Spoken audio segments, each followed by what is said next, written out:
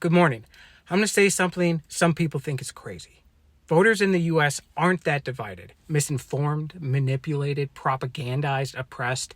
Yes. Divided, though? No.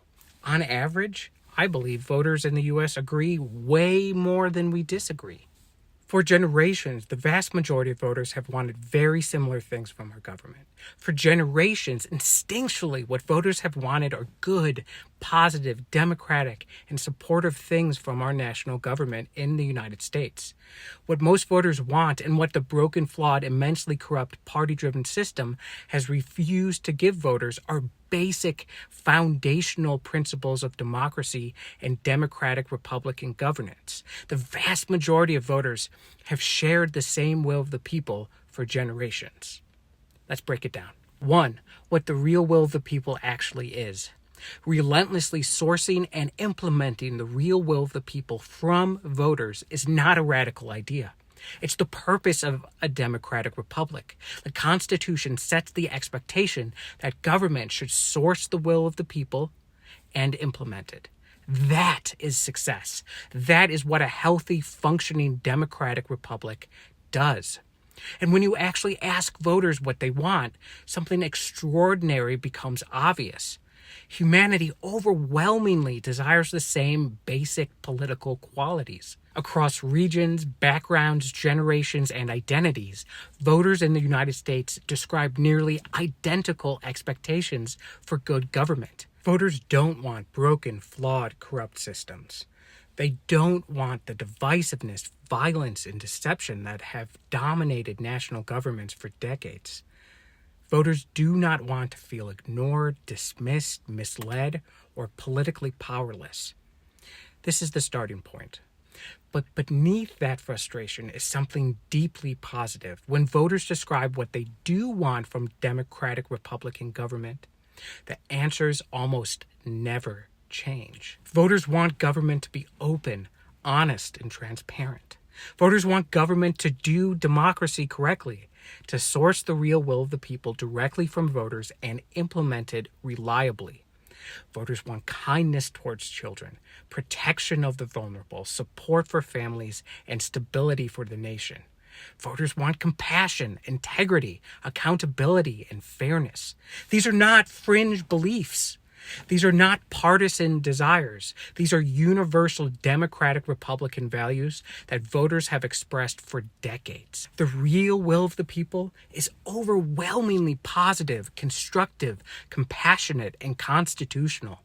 It is supportive, protective, transparent, and honest. It seeks stability over chaos, evolution over stagnation, unity over hostility. This is what voters want and have always wanted. And in general, the vast majority of humanity has always wanted to give and receive all different forms of human positivity. We want to give and receive kindness, love, care, encouragement, support, hope, laughter, compassion, community, and so many other positive things. This is innate. This is instinctual. Furthermore, humans overwhelmingly would rather be healthy and not sick, joyful and not depressed, informed and not ignorant, wise and not foolish, courageous and not afraid. Humans are great. Humanity is overwhelmingly good and prefers goodness in so many ways. Our government systems, however, have always been the problem. Flawed democracies and authoritarian regimes seek to divide, conquer, and control other humans and require physical, mental, emotional, and spiritual systems of fear, anger, hostility, greed, hate, and violence in order to do this. 2. What the real will of the people is not. This is where fear begins, through generations of trauma created by the party-driven system.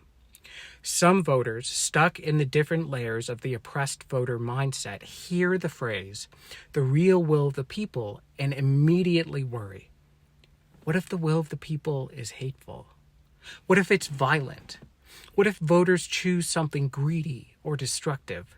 What if the loudest or angriest voices dominate? That fear is understandable. And it's not the fault of voters. It is the result of decades of psychological, emotional, and political manipulation by the party-driven system. The party-driven system needs to keep people afraid of other voters in order to divide, conquer, and control political and economic power. This system has trained many voters to associate the people, other voters, with the very negativity the party-driven system has intentionally manufactured. Here's the truth that dissolves the fear. If a systemic idea in a democratic republic is negative, hateful, greedy, violent, or divisive, it is not the real will of the people. It is an ideology implemented by a system, and usually it is the party-driven political system. Systemic negative ideas do not emerge organically from individual voters. Systemic negative ideas have always been implemented by systems that benefit from fear, division, anger, and distrust. The negative belief systems were strategically and systematically implemented by the party-driven system. No destructive systemic ideology maintains power on its own. That has never happened in the history of humanity. It must be nurtured, funded, amplified, marketed, propagandized, advertised, and distributed by a system of mental, emotional, and spiritual control. And in the United States, that system is usually the party-driven political system, not the voters. 3, reclaiming the truth. The people are not the problem. The voters are not the threat. The democratic republicanism in the U.S. Constitution is not dangerous. What voters organically believe, want, and choose is overwhelmingly positive. The democracy that some voters have been systematically taught to fear is a distorted reflection of real democratic republicanism created by the party-driven institutions that need fear, division, and chaos to maintain control. When you strip away the fear, manipulation, and decades of oppressive messaging, you uncover the beautiful truth.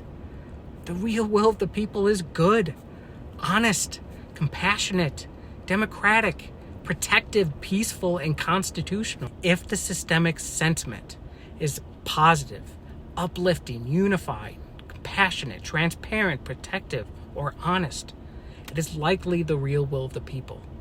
If a systemic sentiment is negative, hateful, greedy, or violent, it is likely the product of the party-driven system. This principle holds true across all issues, all cycles, all generations.